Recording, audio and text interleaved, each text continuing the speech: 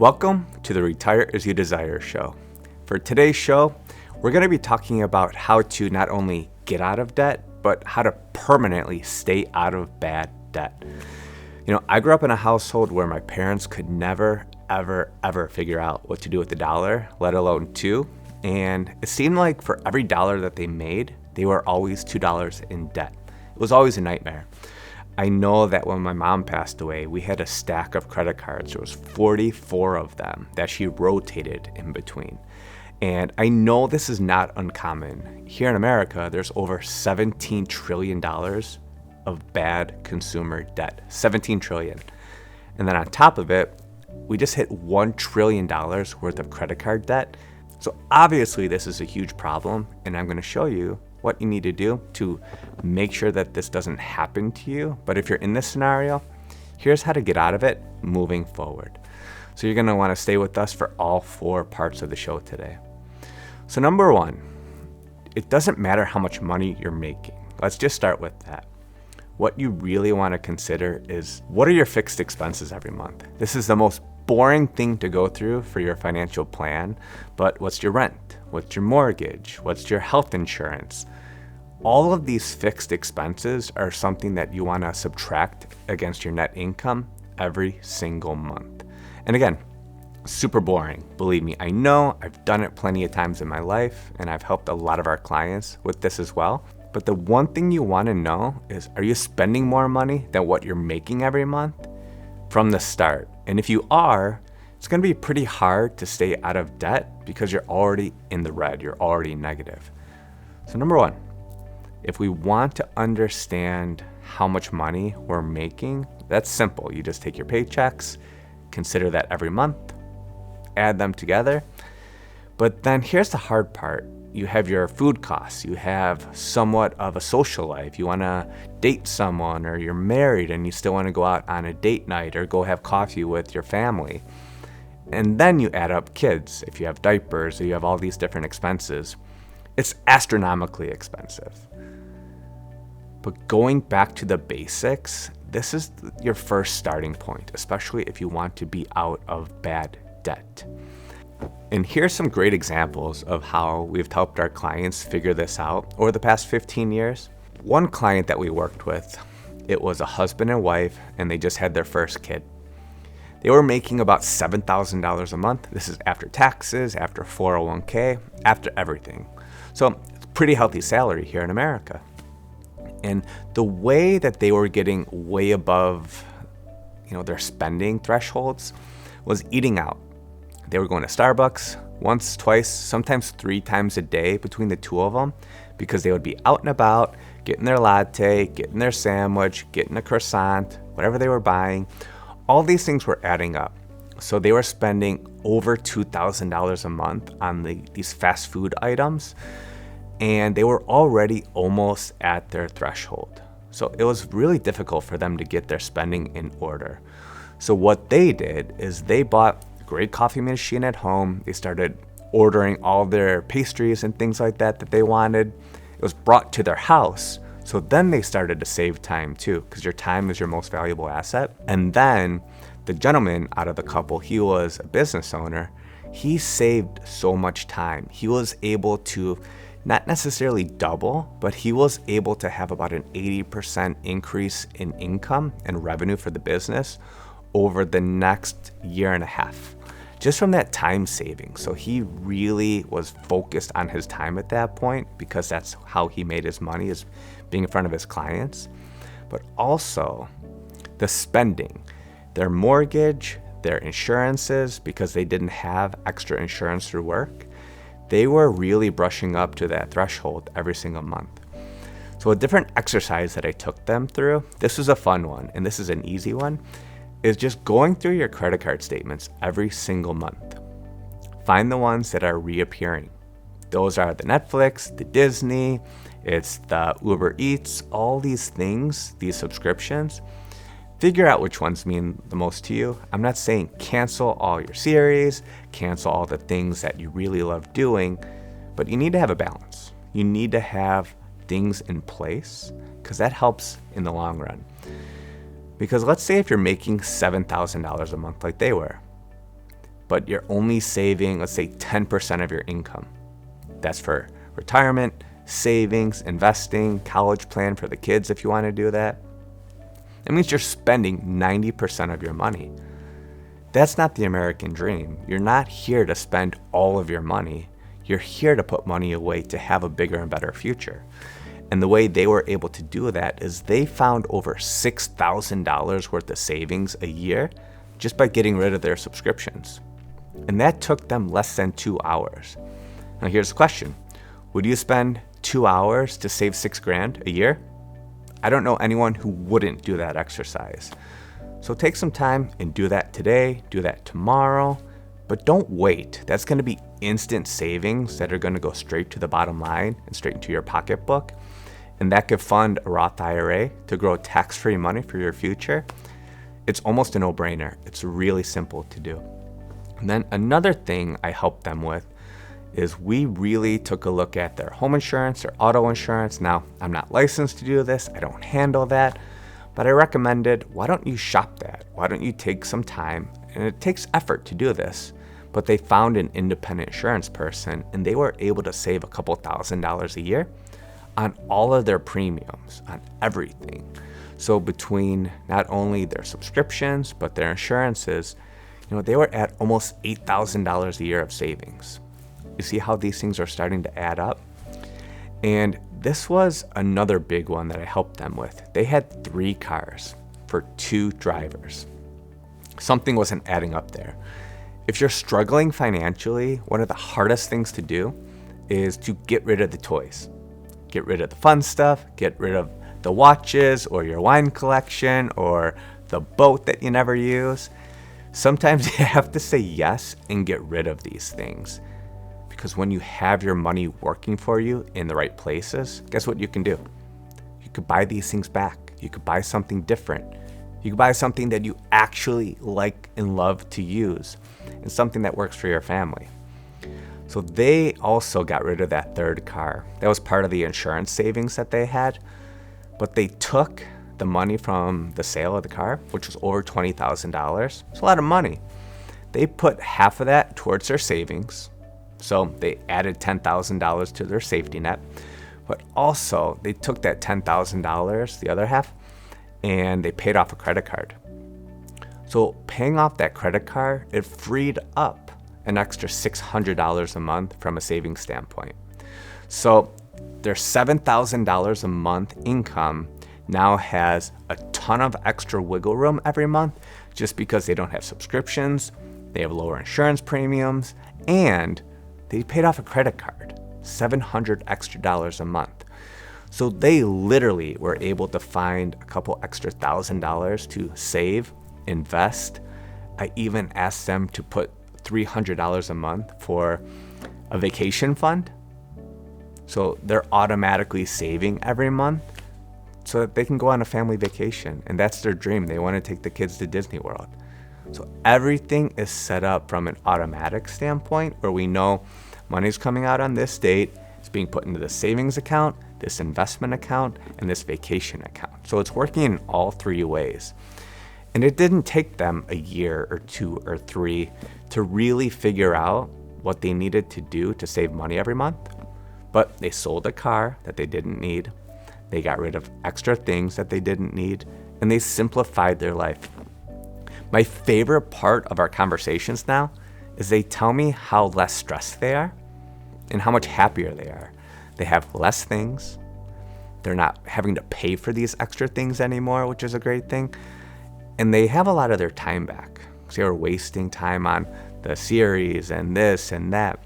If you simplify your life, you have less expenses, you're able to invest. And that $1,000 a month that they're investing now is going to grow tax-free because they're able to put it into a Roth IRA and they're able to withdraw money tax-free into their future. All of these things are going to be a much better scenario for my clients, and they're young. When you're in your 30s, if you can invest that same $1,000 a month, and that's going to continue to grow because the client's business is growing now, that's going to equate to hundreds of thousands of dollars, if not more, for their retirement future. So simplify your life, get rid of things that don't matter to you, I would really suggest stop trying to impress people, because they really don't care what you have anyways. And if you're buying things just to impress people, it's not a good habit to be in. Believe me, everyone's been there, done that, but it's gonna save you a lot of stress too.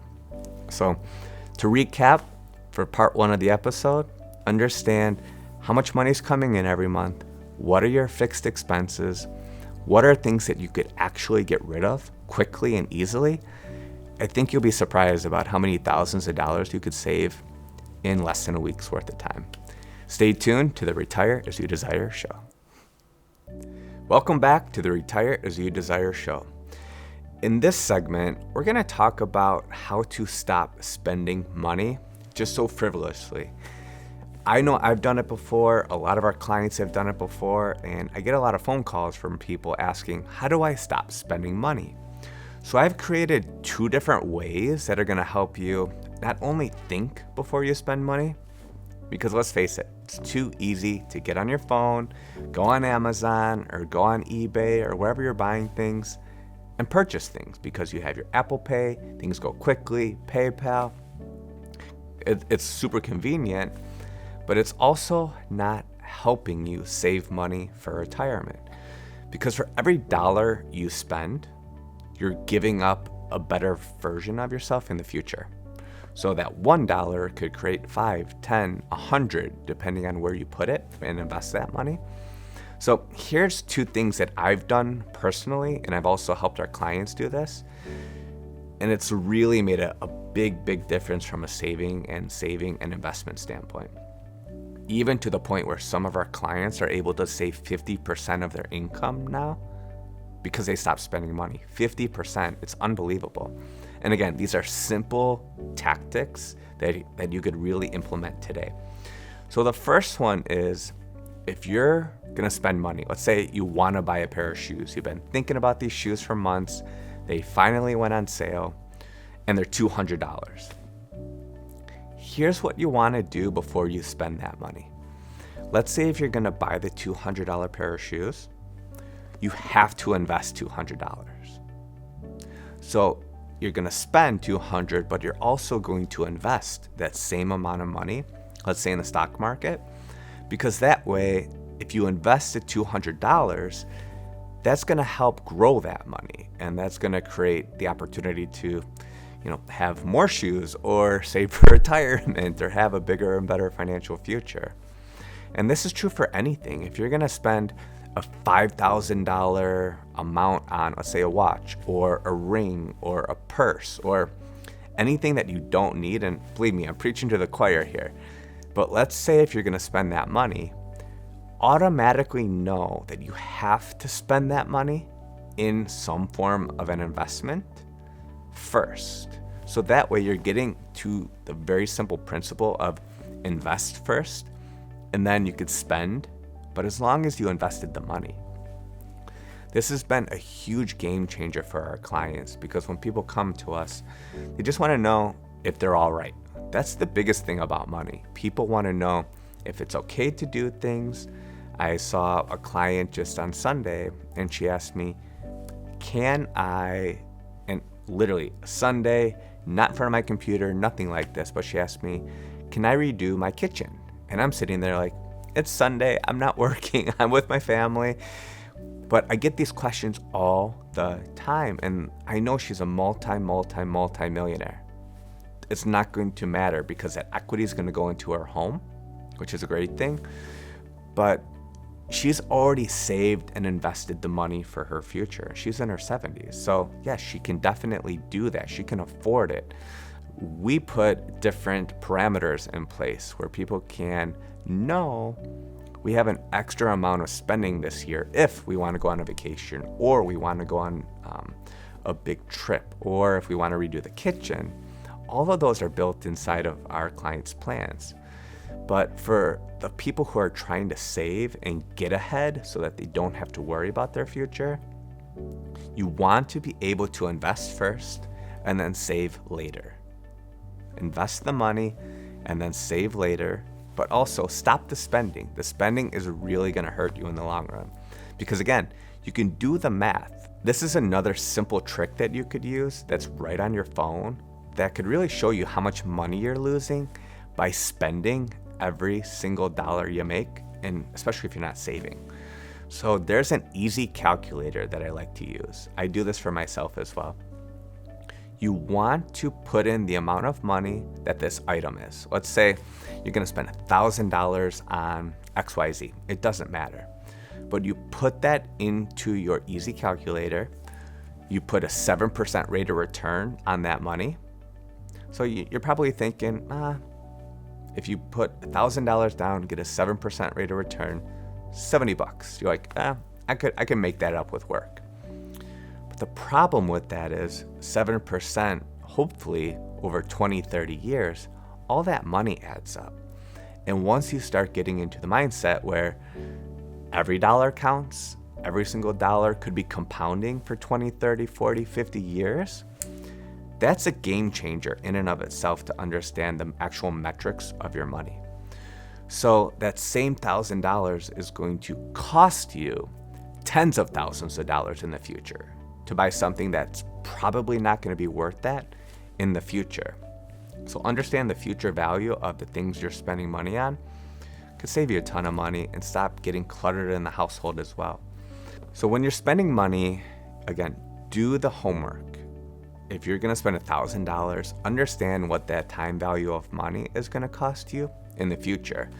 If you're okay with losing tens of thousands of dollars by spending the $1,000 now, well, that's up to you. But if you're having trouble getting ahead every month, we need to stop the spending now. And when you go back to the first lesson in this show, if you know what your basis is and you know where your spending's at, those are the hard things to figure out. But once you free yourself up and have extra money every month, if you automatically invest that, that's gonna create a future that's gonna be really compelling for you. But knowing how much money you're wasting by spending is also a big game changer. Now, I wanna share with you a really great idea that's gonna help charities, but it's also gonna help you stop spending money as well. So another idea that I came up with are for our clients who have really big hearts. They love giving to charities, they love helping people. They think of other people first, so they're kind of gun shy on spending their own money first. Here's one of the things that we came up with, and my client, one of them specifically, we came up with this together. So they hate spending money. They grew up in the era where their parents were in the Great Depression. They weren't raised on having a ton of things. They were just raised on living a very simple life. There's nothing wrong with that. But life is meant to be enjoyed. So whenever they spend money on things that they don't typically need, what they'll do is they will take that same amount of money and they will match that, send a check to one of their charities that they support. So they're actually getting a tax write-off. They're helping people in need. And they support 7 different charities. They have the biggest hearts. They don't have all the money in the world. They really don't. But they're very aware of spending $500 on an item that they probably or may not need. But if they do that, they want to feel good about themselves. So they actually write a check for one of their charities. And no, this is not on their groceries. This is not on, your everyday living expenses. But this is something that is above and beyond their normal expenses. It's a really great way to feel good about yourself, feel great about helping other people, and I think that actually helps with your longevity and less stress and your lifespan, because all of those things mean you're giving to other people and you're making others' lives much better. It's really phenomenal. So to recap for the session, if you don't know how to stop spending money, idea number 1, if you really don't understand how much money you're wasting, start investing the same amount of money that you spend on things that you don't need. So dollar for dollar. But you have to be honest with yourself. This is what I joke around with a lot of our clients. If you make up an excuse in your head, I really need this backpack, or I really need this jacket, or I really need this, that, and the other, you're not being honest with yourself. If you don't need it, don't spend it. But if you're gonna spend it, invest that same dollar amount. Dollar for dollar, no excuses. Do it immediately. You could probably set that up on your phone to have it done like that. Idea number 2, this is a fun one. Before you spend that money, just take out your phone, put the numbers in the easy calculator. It's free to download. I'm not associated with them in any way, shape, or form, but it's a great tool to use to understand how much money you're potentially wasting in the future. Because if you spend $1,000 on the item, it's probably very unlikely that the value is going to be the same as opposed to you putting the money in the stock market for 20, 30, 40 years. And then lastly, this is for my charitable giving clients and the people out there like yourself. If you're going to spend money on things you don't need, donate that same amount of money to charity. So you don't feel bad about buying something for yourself because you've worked so hard all your life, but also you're going to make a big difference in other people's lives. That's a win-win scenario in every single way. So I'm really excited to hear about some different saving strategies that you come up with, and thank you for tuning in to the Retire As You Desire show. Welcome back to the Retire As You Desire show. Today's episode is all about saving money and why it's so important. Right now, it's really hard. Costs have been rising, food, gas, everything, insurance, everything's been quite astronomical ever since COVID happened. But the good news is there are ways to still get ahead with your money and still have a great life. I'm going to share a story with you about someone who started saving early and how they became multimillionaires into their 70s. But you have to play the long game. You have to have the right mindset. But they didn't scrimp. They didn't, pinch every single penny when they were going through their working years. They lived a pretty great and balanced life. And I've been really fortunate to work with this family for many, many years now. But they did all the work in the beginning. So let's go back 30 years now. When the husband and wife started working, the wife was working part-time because they had 3 little kids. There wasn't a lot of extra time. There wasn't a lot of daycares during those years. So the thing is, the husband was the main breadwinner. That was the case a lot of the times back in the day. It's not like that now. Things are completely different. But the one great thing that this gentleman did is he understood what compounding interest meant. And in one of our first meetings, we were an introduction from another one of our clients, and he shared a really great figure with me. He was able to almost immediately tell me the number if he invested $5,000 a year, every single year, for 30 years. And if he made a 7% return on the money, he just left the money in the stock market. He didn't try and time the market, buy high, sell low, and make mistakes. But what he did is he just put it in every single month, and that would net him roughly $540,000. That's just on a $5,000 investment for 30 years. He knew that if he could double or triple that, he was going to be able to become a millionaire, but better than that, a multi-millionaire, just by letting his money do the work. So every single day, he got up, he went to work, he did his job. But the great thing is he put money in his 401k that was above and beyond your normal 10% savings rate. He was trying to maximize his account throughout the years. And he told me when he first started investing, the maximums were down to $12,000 or $13,000. Now, it's almost doubled. It's in the 20s. But he really allowed compounding interest to work for him. And here's a brilliant tip that they did. The wife, when she worked part-time, this was probably one of the most brilliant things that they did. They used that money to save, but that was their vacation money. That was their fun money, as we like to say. So over the years, they were able to still go on vacations, but they purposely allocated money into different investments and different vehicles.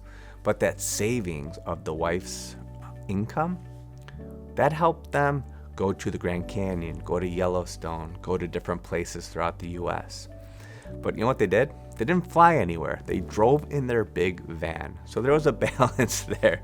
I remember them pulling up on the block after their vacations.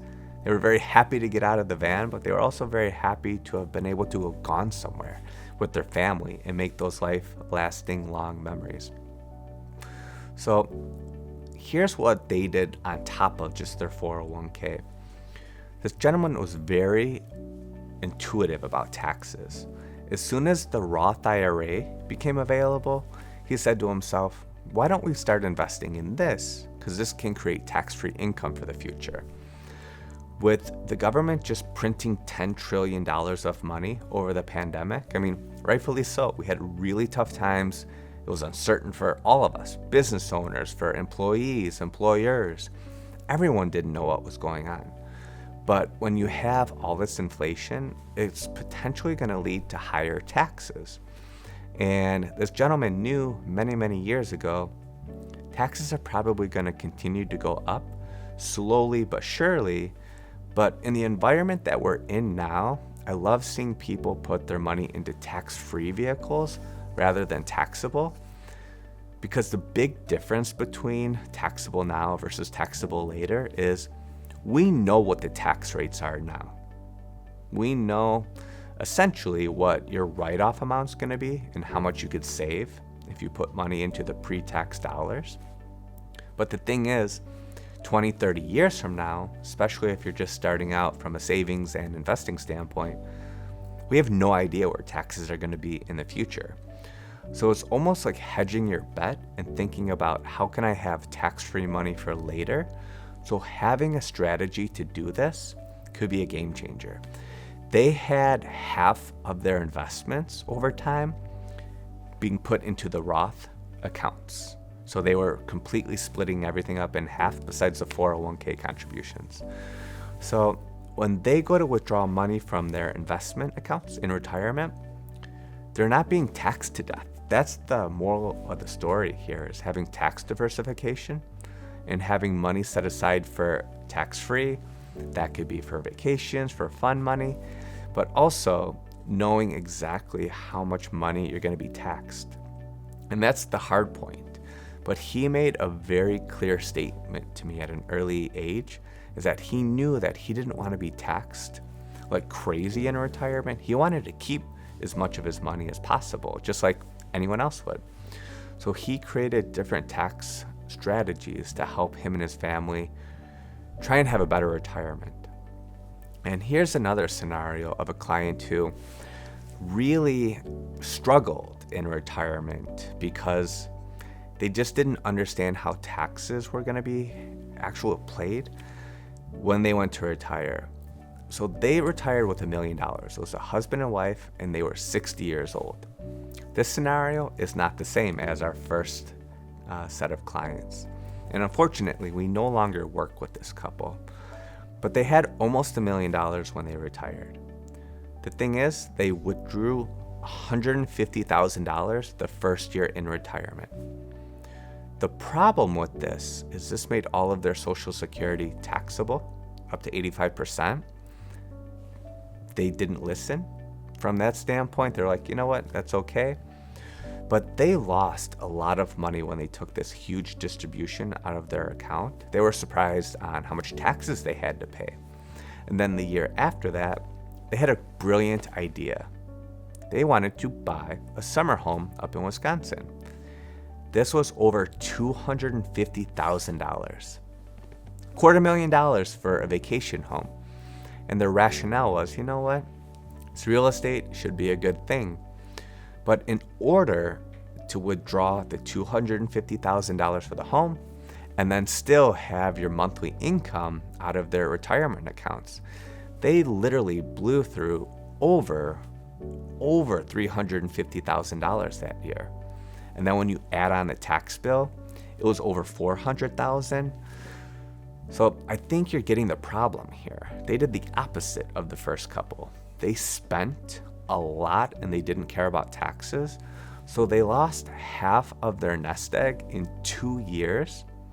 And it's really hard to make that back up. I mean, In order to get 100% rate of return on your money, you have to invest that very aggressively.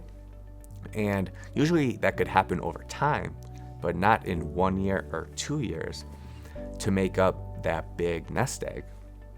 So when we fast forward a couple years later, I heard from one of their friends, and I was no longer working with them. Unfortunately, here's the problem. One of the spouses became very ill and they needed long-term care. And this was an approximate $10,000 hit to their income every month. And this wasn't even including their monthly income needs to eat, pay their, they didn't have a mortgage anymore, thankfully, but their property taxes, their car insurance. So they were in a really tough spot. And eventually they just ran out of money and they didn't plan for things properly and they spent too early in retirement. And that's why going back to the other segment is understanding what's the time value of that money for the future is a big game changer for retirement. Because that $250,000 that they withdrew, that's not including the taxes for the summer home that they barely used, by the way. You know what the friends of the friends told me is that they wanted to buy this house just to impress the neighbors. Buying things for other people doesn't make sense, and they ended up losing all of their money because of the sickness, but because of this poor decision. It really affected them, and then it affected the kids as well. It affects things multi-generational. The kids were expecting an inheritance, and they basically got nothing from that. So it's pretty devastating, and that creates stress, tension, the medical care for the whole family. It's brutal. It's really brutal. So before you spend money, think about what your purpose is. Where can it go? And is this really aligned with what I want? Is this going to help my future? And this is what the Retire As You Desire show is all about. It's just to really open up people's eyes as to what they're doing and know that they could have a different future, a better future. But there's also great things that you could still enjoy your life and have your money be there for you. And just really grateful that you're here sharing this experience with us. Welcome back to the Retire As You Desire show. And in this segment, we're all going to be talking about entrepreneurs. I am one. I know a ton of them. They are some of the most giving people on the planet. They want to help people. They want to change the world. They're visionaries, philanthropists. Some of them have the biggest hearts in the world. But the thing is, here's the truth. Entrepreneurs who make a lot of money, most of them have no clue where their pennies, dollars, thousands, hundreds of thousands of dollars of income are going. They just have no clue. And I'm going to tell a few stories why it's not uncommon for entrepreneurs, even if they're making $1 million, multi-millions, they could be making basically nothing after all their expenses. And it's not just people who work a 9-to-5 job or a 5-to-9 job. A lot of people have trouble with money. We're not educated on how to make it work. We're not educated on how to make money work for us.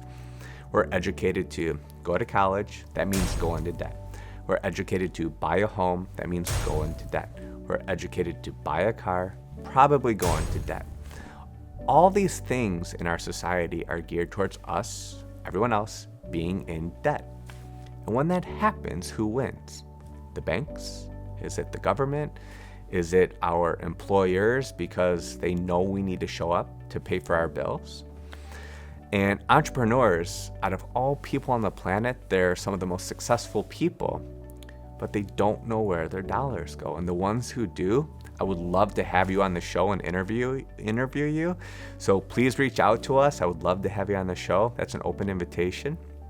So here's a couple stories of clients who just kind of got things wrong, or opportunities that I never ended up working with them. And the reason why I want to show this to you and tell you this, so that you avoid these mistakes, so that you see what these successful people who make a lot of money do. Don't be like them. Don't be like them. Learn from other people's mistakes. It's so much better to do that. And you're going to save a lot of money doing that as well. So here's one example. This is someone who I know. We were actually working on a life insurance case for them. And again, I'm never going to say names. I'm never going to name anything in that nature because of confidentiality.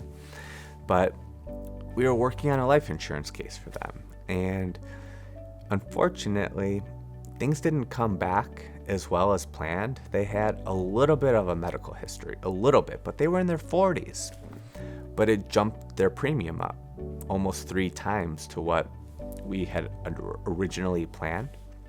Sometimes that happens. But the bottom line was, it was going to cost them $200 a month to have a $500,000 term life insurance policy for their family. So in case this gentleman passed away, that would go to their family tax-free. But you know what's interesting? I went to their house. When I pull up into their driveway, they were really upset about a $2,000 a year. It was $2,400 a year premium, $200 a month. But their basketball net was a $5,000 basketball net. They spent $5,000 just to put up a basketball hoop that probably never got used. You know, you look in the neighborhood, a lot of them had the same things. They were willing to spend $5,000 on that and not spend $200 a month to potentially protect their family if something were to happen to them. I don't understand it. They just didn't value that. You know, price is only an issue in the absence of value. But they reached out to me to do this for them. I am not in control of their health, right? And they just didn't want to do this. And I said to them, well, if your health gets any worse, they may not offer you anything. So unfortunately, didn't have the opportunity to work with these people. You know, everyone fails, every entrepreneur fails. And this was one of those scenarios where they wanted to put the money into their backyard and they spent $25,000 doing a patio out there. And the husband said to me, yeah, we barely go out there. You know, it was perception for their neighbors. Unfortunate, really unfortunate. So they just could not put their money into the places that were going to help their family, but they put it into places that really appealed to the neighbors. Big mistake, big mistake. Here's another one. So this is a near and dear friend of mine. I've known him forever. Very successful company. So we got together, we had lunch one day. He told me that he made $4 million. $4 million from a company that he started in college. Service business, super incredible. Couldn't be more proud of him. $4 million is incredible. And the thing was, this was fascinating. When you invest money, you almost want to make it like it's a bill to yourself. Like you pay your insurance bill, your investing should be a bill. Make it automatic. You know that every month, I need to put X amount of dollars away for my future. All that could be planned out. But for this gentleman, there was a similar scenario. It was time for him to make his contribution into his investment. So I called him up, thought no big deal. We've known each other forever. I said, hey, it's time to write a check. Let's put the money in. He's like, I don't have it. I'm like, what do you mean you don't have it? You just told me you made $4 million. He's like, well, we netted $120,000 only. That was their profit. So yeah, it looks great when someone's making $4 million, but if you only make $120,000 after all your expenses,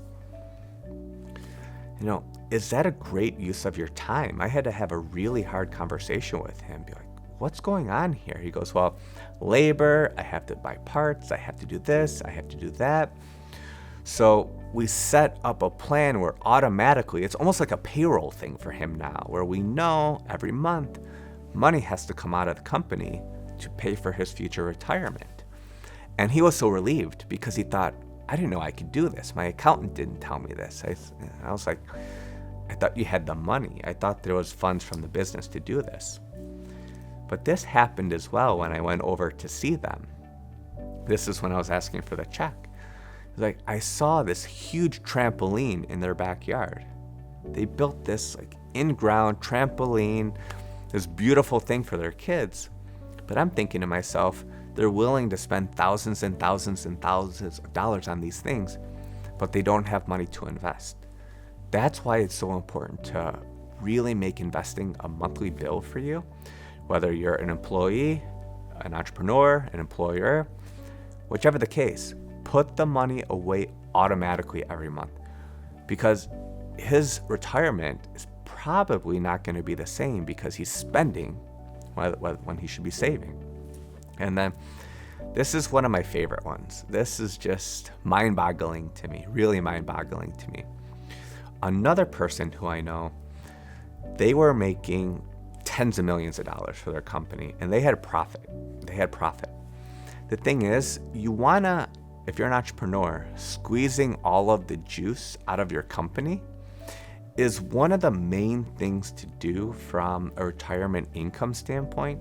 You could set up 401ks, you could set up SEP IRAs or simple. There's so many different vehicles, cash balance plans, life insurance. There's so many different vehicles to help you with your future retirement savings. But they were so adverse from pulling money out of their company, but they didn't realize that they had an S corp. So everything flows through to the bottom line anyways. So they're going to be taxed on that money one way or another. It's not a C corp.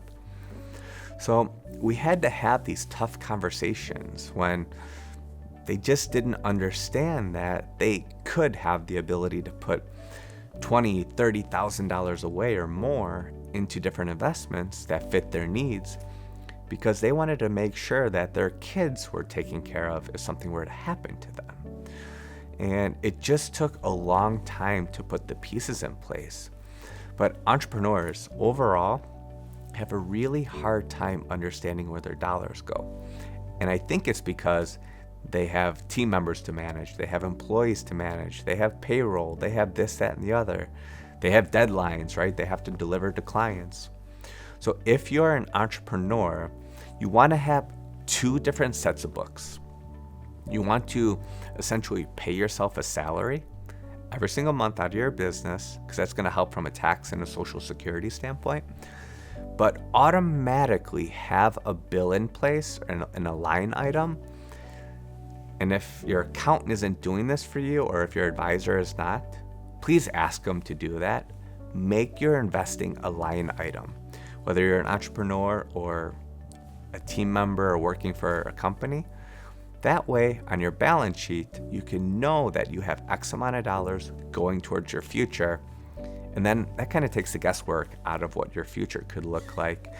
And entrepreneurs, again, they're some of the most loving people, some of the most giving people. I just want to be very clear on that. But they have the hardest time because I think they have two different books to manage. And when the business is doing well, that's not the time to spend on things that you probably don't need. That's when you want to fill up the accounts from the investment and retirement standpoint, because that's going to allow you to build your accounts, build your bigger and better future, and have a huge or a bigger nest egg to live off of when you want to retire, because you don't want to be dependent on selling your business in order to be able to retire. That's one of the things that entrepreneurs miss too. They think that their business will be worth millions. What if it's not? And if you didn't save over the past 20, 30 years, you might be in trouble. So let's try and avoid that. Make investing a line item. It's a great way to get ahead for your financial future. Again, thank you for tuning in to the Retire As You Desire show. Make sure you tune in every week. We're going to have new shows, new interviews, great guests, and a ton of success stories to help you with your money, with your future, and give you some bright ideas to simplify your financial future. Don't forget to tune in every single week for new episodes. And if you ever have money questions that you want answered, I'd be happy to help you. Send me an email at bill@bloomfinancial.us. It's on the screen here right now. Send me an email. I would love to get your questions and see if I could help you with your money problems. Thank you for tuning in.